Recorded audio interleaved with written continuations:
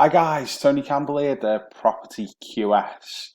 So welcome to our next video in the estimating series. So today what I'm going to do is talk you through how to use our property viewing checklist to create a preliminary type estimate, if you remember back to our estimating funnel.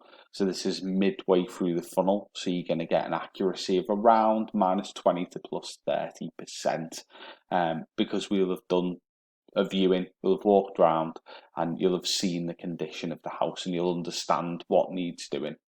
Okay, so what we're going to do is we're going to fill one in for a fictitious project called 12 Acacia Avenue, which you've been to see. You've been on a viewing for. We've got an objective. We're refurbishing the property for a buy-to-let, so we're going to use buy, refurbish, refinance or something like that. The type of house is a 3-bedroom, semi-detached. Yeah, and as I said, you've been out and viewed it. So we'll go through and we'll fill in the post-viewing estimate template that all of our mentees get as part of our online program, and I'll show you how to create a more detailed estimate after. So what you've done, you're going to have already done an estimate before you went out and viewed the property. Remember I showed you how to do a ballpark estimate in our last video. So this is how we then increase the accuracy of that estimate by going through exactly what's needed. Okay, and we'll do it using our viewing checklist like for like. So the first item, because the house was built before 2000, is we need an asbestos survey, and it's called a refurbishment survey. That's what you need for the house, and it's obviously it's a law that you actually get one of these done before you do a refurb. So I'd always advise doing it. Okay, so we need one of those, and the unit of measure is an item, and as you can see from the viewing checklist, it's 400 quid.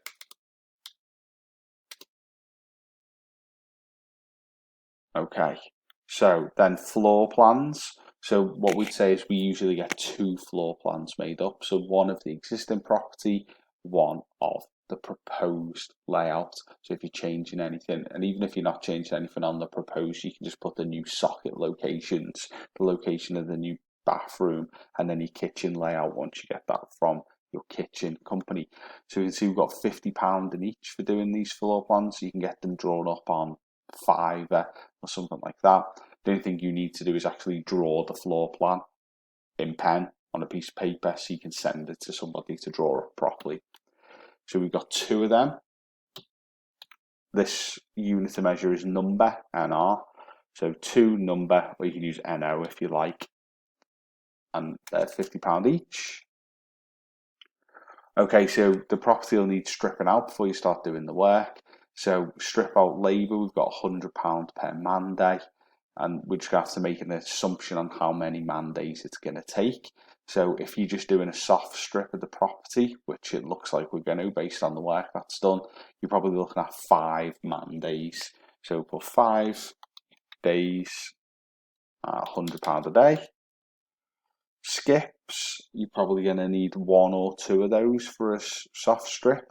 So I'd always advise putting 2 in, and they're £250 each, 2 number.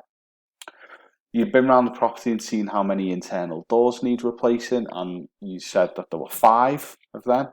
How many it was? 5, and then again a number, and then we've got a cost in here. Standard doors, £200 to £300 each fitted. So we'll go in the middle and put 250. A rewire, so we said it's a 3-bed semi, so using the viewing checklist, 3-bed is £4,000. So 1 item, £4,000. Need a new boiler. So you can see we've got heating system replacement, £3,000 for a 2-bed, or £4,000 for a 3-bed, but we've also broken down the rate. So if we've just got a boiler to replace, no radiators because they look to be all in good condition, we'll have 1 boiler, 1,500 quid. Need a new kitchen. So supplied and fitted, we're looking at about £4,000. Need a new bathroom.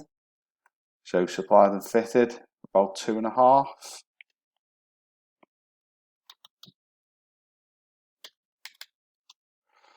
We're going to need to reskim if we're doing a rework because we're going to be chasing out.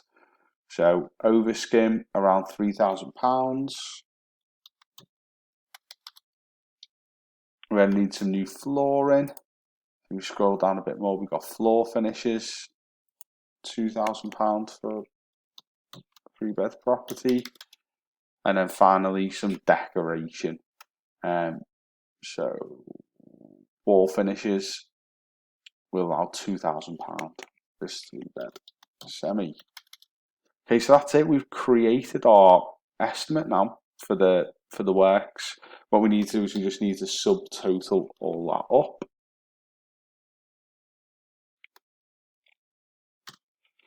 So we've worked out it's going to be £21,750 for this refurb based on all this work that needs doing.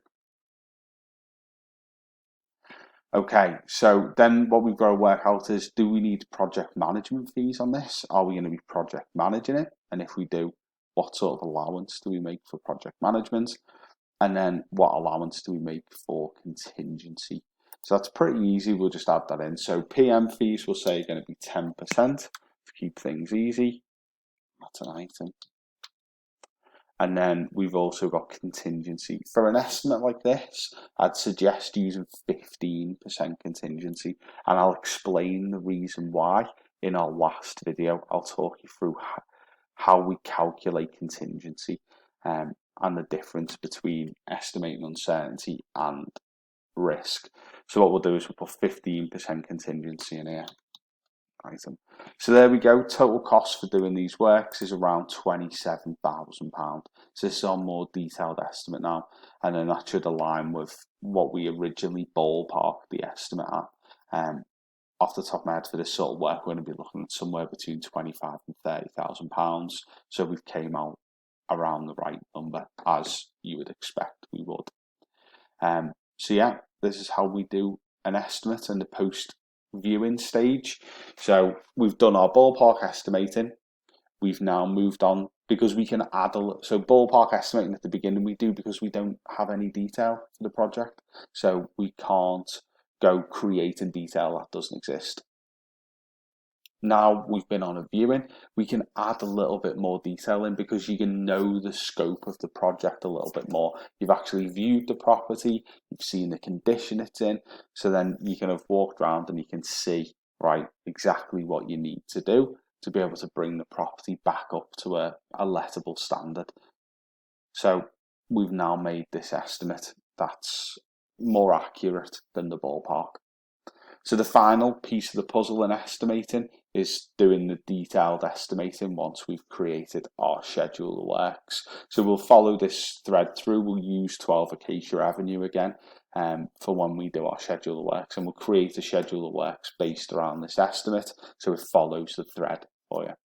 But as I said, this is the process we go through on all of our projects just to make sure that we are keeping the estimate moving with the detail that we're generating on the project. So I hope you've enjoyed this video. Thanks for watching. As I said, make sure you catch us on the next video where I'm going to show you how you then create a more detailed estimate from your schedule of works, and we'll do it again for this 12 Acacia Avenue to keep the thread. Okay, thanks for watching. Until next time, I'll see you later.